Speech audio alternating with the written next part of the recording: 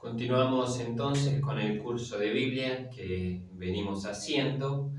Vimos en la clase anterior lo que era el relato de la creación. Intentamos enfocar dentro del Pentateuco el libro del Génesis, y dentro del Génesis nos quedamos principalmente con este relato de la creación e intentamos leer de una manera profunda ese relato para intentar ver, aprender cómo en realidad hay mucho más en el texto de lo que se ve a simple vista, y cómo podemos aprender a leer la Biblia sacando de ella el mayor cantidad de jugo posible. La propuesta en la clase de hoy es que comencemos a introducirnos en los profetas. Si sale bien, mi idea sería hacer una introducción a los profetas breve y después ver uno de estos profetas, elijo un profeta menor que es Jonás. Vamos a ver el libro de Jonás. Me encanta este libro, me parece apasionante y me parece que también nos va a dar una nueva visión de cómo leer, o al menos este libro, pero cómo leer los libros de la Biblia, o una mirada más amplia de esta lectura de los libros de la Biblia.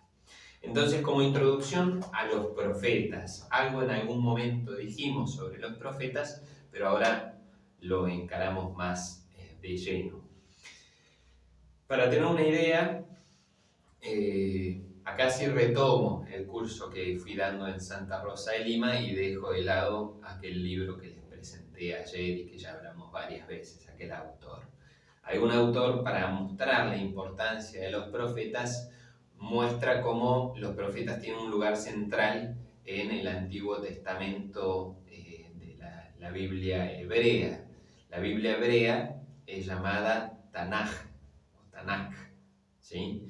¿De dónde viene esta expresión? Recordemos que en el idioma hebreo lo importante son las consonantes, no las vocales. Las vocales van cambiando según se alarga o se achica la palabra y según lo que hay adelante o atrás. Entonces, la Tanakh es la Torah, de ahí la T con que comienza, Tanakh. Torah, que es nuestro Pentateuco, los 5 primeros libros de la Biblia. Nevim, Tanaj, esa N del medio es por Nevim, que son los profetas, y finalmente Ketubim, Torah, Nevim y Ketubim. Esa es la Biblia hebrea, los demás escritos. Queda ejemplificado lo central, lo importante de los profetas, justamente porque está en el medio de lo que es la Biblia hebrea. Nosotros tenemos otro orden, nosotros seguimos la Septuaginta, la traducción griega de la Biblia, que por eso habíamos dicho que nosotros tenemos varios libros más, que son aquellos que fueron escritos solo en griego, que se conservan solo en griego. Para nosotros son los deuterocanónicos, para los protestantes lo llaman de libros apócrifos. Para nosotros libros apócrifos es otra cosa. Para los católicos los libros apócrifos son aquellos libros que no forman parte del canon de la Biblia, pero que llevan nombre de alguno de los apóstoles o alguna cosa así. Pero para nosotros los apócrifos no son parte del canon. Entonces, para comenzar, como decíamos, tienen un lugar central, ¿sí? Más allá de gráficamente en la Biblia hebrea, tiene un lugar central en la historia de la salvación. Nosotros podemos recordar cantidades de profetas, los profetas, ya vamos a ver la subdivisión que tienen, pero profetas importantes como han sido Jeremías, con aquella cita de que ardía el corazón cada vez que devoraba la palabra de Dios. Profetas más pequeños, o bueno, no más pequeños, ¿no? Elías y Eliseo, pero realmente de muchísima importancia en la historia de la salvación. Recordemos el profeta Natán, un pasaje famoso cuando el profeta Natán va y le hace ese tirón de orejas al rey David, que lo mandó matar a Urías elitita para quedarse con su mujer después de que la había dejado embarazada. También fue es un pasaje realmente importante. Bueno, y así tenemos cantidades y cantidades de profetas, Oseas, Sofonías y tantos otros. En algunos profetas es muy importante el nombre del profeta, y va a marcar el mensaje de aquella profecía que tiene que hacer. Recordemos lo que habíamos hablado ayer, cómo el nombre de una persona marca la vocación. Tú eres Pedro, porque va a ser la piedra sobre la cual va a edificar su iglesia. A Jacob le cambió el nombre Israel porque va a ser el padre del pueblo de Israel. Bueno, Malaquías, Isaías, Zacarías van a marcar en cierta manera el centro del mensaje.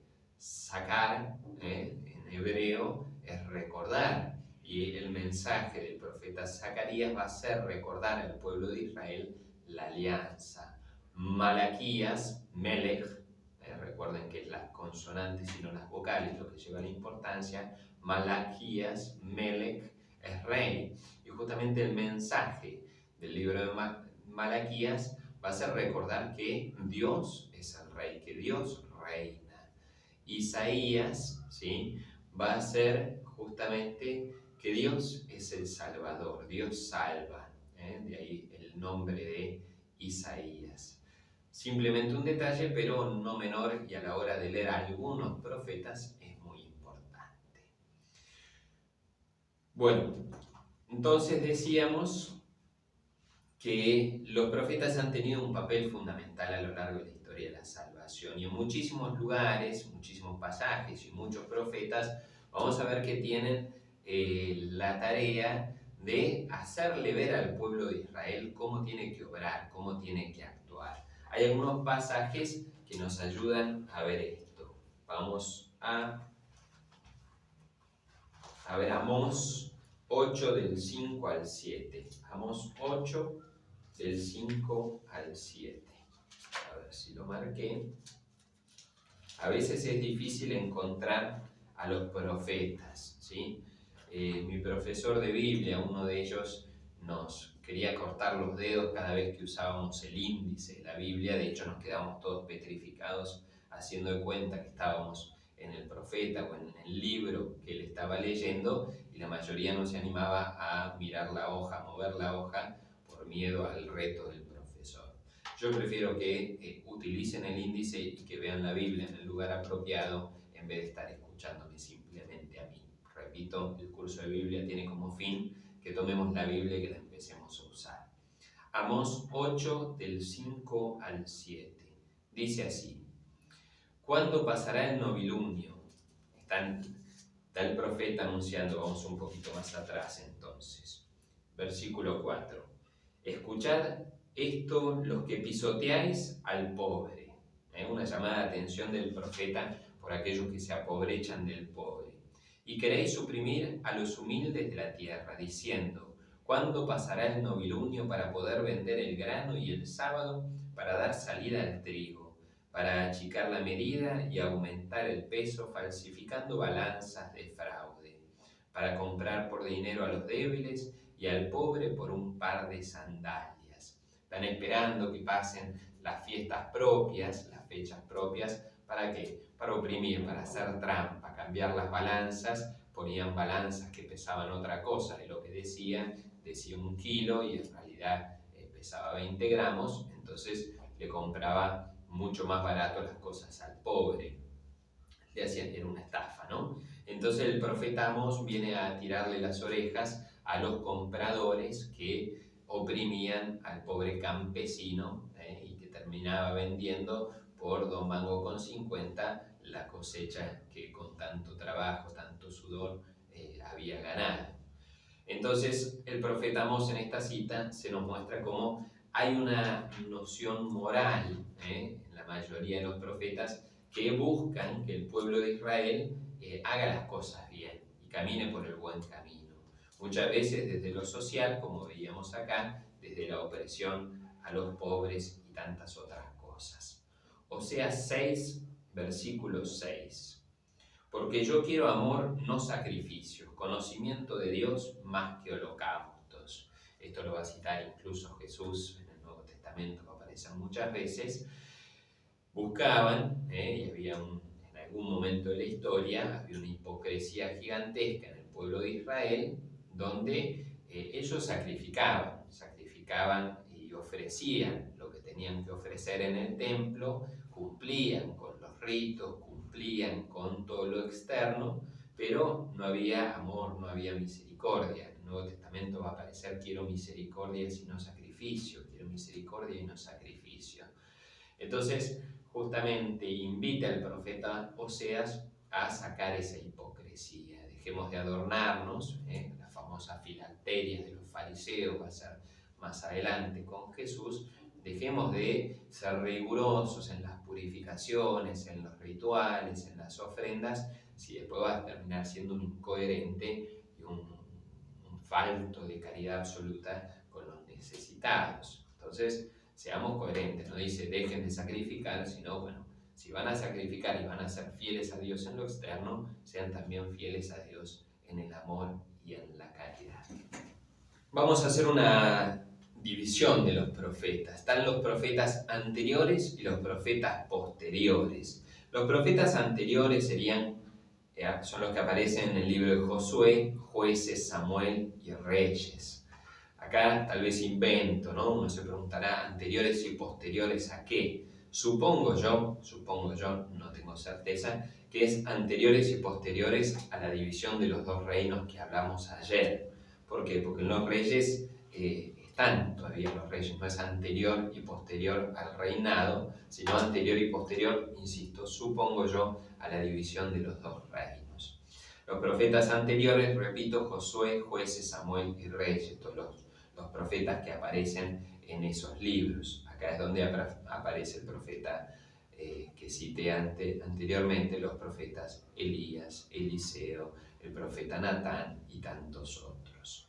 Y después los profetas posteriores. Y los profetas posteriores los dividimos en profetas mayores y profetas menores.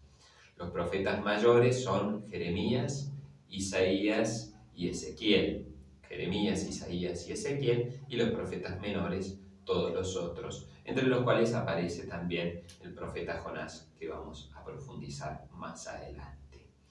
Ahora, ¿qué es lo que determina que un profeta sea profeta? ¿Cómo podemos definir al profeta? Esto es muy difícil. ¿Qué es lo que hace que un profeta sea profeta? ¿Cómo se define un profeta? Porque la profecía tuvo toda una evolución a lo largo de la historia. Ahora, en algún momento se pensó en los profetas o se relacionaban los profetas con ciertos ritos extáticos, de éxtasis, que se cortaban el cuerpo y no sé cuánta cosa más, y bailaban. Algo de eso se puede ver en el primer libro de Samuel 19:20. No voy a ver el texto, pero lo cito por si lo quieren ver. Después, los profetas estuvieron como rodeando al rey. En algún momento de la historia también tenía el rey sus profetas. En Primera Reyes 22:6 podemos verlo también. Primero Reyes, primer libro de los Reyes, 22:6. Sin embargo, los profetas que más conocemos, y después con el tiempo, el profeta se fue alejando un poco del rey, de la figura del rey y de la corte del rey. Sin embargo, hay algunos profetas de los más conocidos que tenemos en la Biblia que tenían esa función. A ver, algo de eso, de hecho, con este alejarse del rey y de la corte del rey, vamos a ver incluso que a veces se volvió un palo en la rueda del rey, ¿sí? Se volvió como un predicador que iba como pinchando al rey para hacer lo correcto. Vamos a ver algo de esto en el primer libro de los Reyes, 22 del 13 al 18. Primer libro de los Reyes, 22 del 13 al 18. El mensajero que había ido a llamar a Miqueas le habló diciendo: los oráculos de los profetas a una voz son favorables al rey. Que tu oráculo sea como el de cualquiera de ellos y sea favorable lo que anuncies. Está pidiendo que profetice a favor del rey. Miqueas respondió: vive Yahvé, que lo que Yahvé me diga, eso anunciaré. Cuando llegó ante el rey, éste le preguntó: Miqueas, ¿Hemos de marchar en guerra contra Ramot de Galad o debemos desistir?, le preguntó el rey. Y Miqueas le respondió, sube, tendrás éxito. Yahvé la entregará en manos del rey. Pero el rey dijo, ¿cuántas veces he de hacerte jurar que no me digas sino solo la verdad en nombre de Yahvé? Entonces él dijo, he visto todo Israel en desbandada por los montes, como rebaño sin pastor.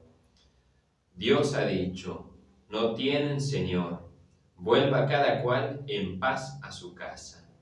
El rey de Israel dijo a Josafat, ¿no te dije que no me profetiza el bien sino el mal? Está protestando contra Josafat porque Miqueas siempre le profetizaba el mal.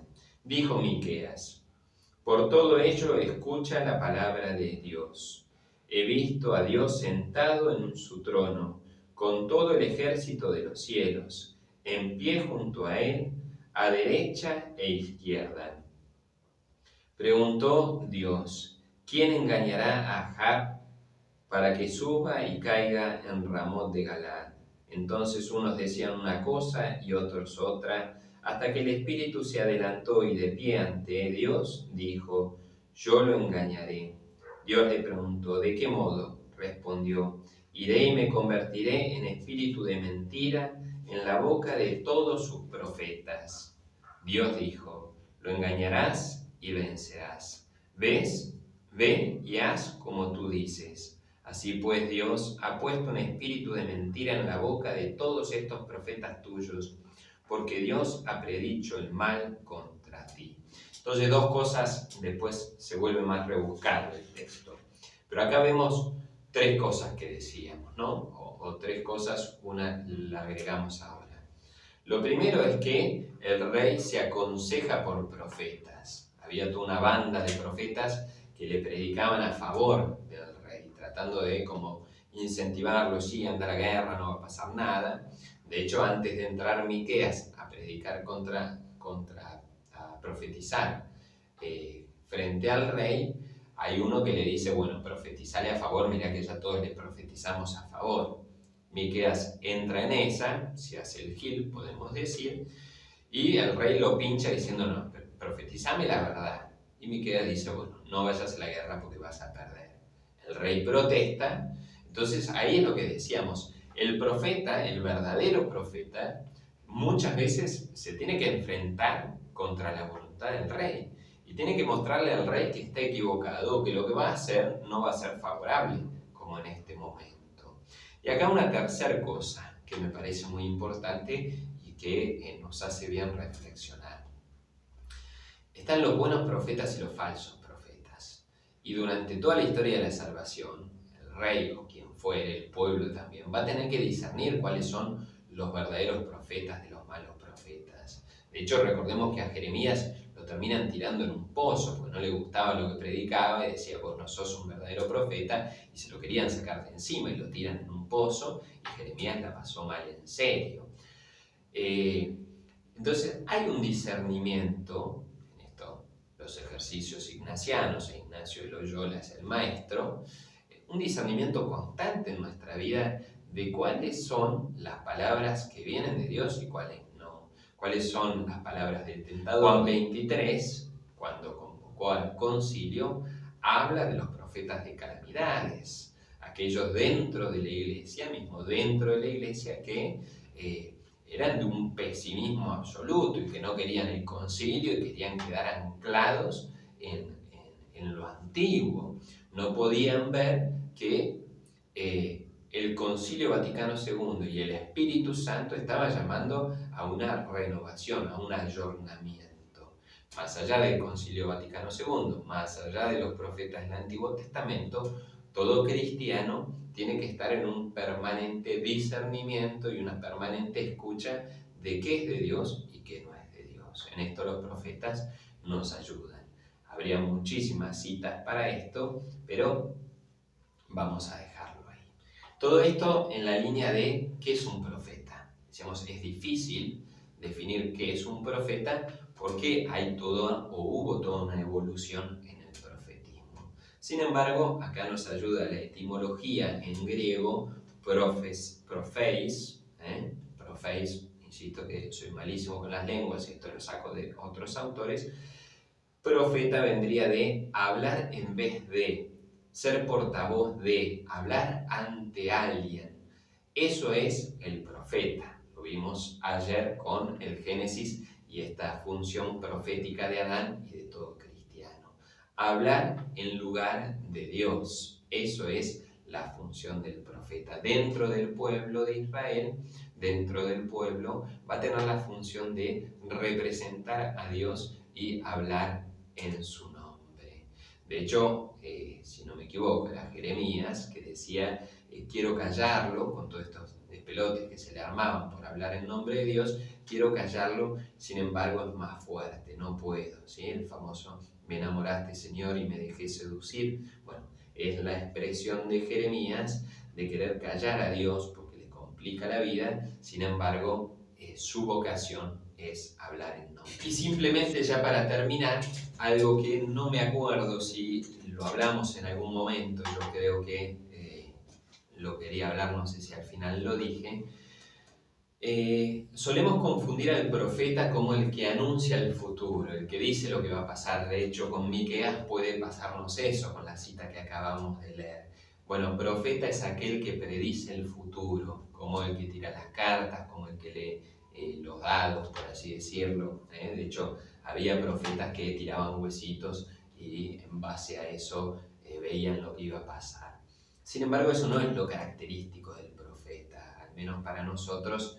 El profeta es el que entiende el modo de obrar de Dios y el que discierne el presente fundamentalmente, presente y futuro, pero en base al pasado. Algo muy propio de Isaías, por ejemplo. Recuerdan esa historia de salvación que hicimos ayer. Isaías llama al pueblo, a la tribu de Judá, a no hacer alianza, si no me equivoco, era con Egipto, porque querían aliarse con Egipto para vencer a los babilonios, así como el reino del norte se había aliado con Egipto para vencer o intentar vencer a Siria. ¿Qué le pasó al reino del norte? Asiria ganó la guerra y se los llevó, no sabemos a dónde, y de hecho terminó desapareciendo todo el reino del norte. El profeta Isaías llama al rey, al pueblo, a no hacer alianza con Egipto, no hacer alianza con nadie en realidad, para enfrentarse a Babilonia, sino confiar en Dios. Él dice, confiemos en Dios, que Dios de esta nos va a salvar. El rey y el pueblo hacen alianza con Egipto para vencer a Babilonia y termina pasando lo que Isaías había anunciado. Bueno, si no confían en Dios y buscan alianzas humanas, nos va a ir mal y de hecho terminan en el exilio. Entonces, ¿a qué va esto? No pensemos que es simplemente predecir el futuro, sino conocer el obrar de Dios. Si Dios hizo esto o pasó esto en la historia de salvación con el reino del norte, bueno, nos va a pasar lo mismo. Si ellos no fueron fieles a la alianza con Dios y descreyeron, no creyeron en que Dios los iba a cuidar, bueno, si nosotros ponemos nuestra esperanza en pactos humanos, en guerras, en alianzas humanas, nos va a terminar pasando lo mismo que el reino del norte. Entonces, el profeta, como decíamos recién, es aquel que sabe discernir los tiempos y sabe discernir por dónde va la voluntad de Dios, qué es de Dios y qué no.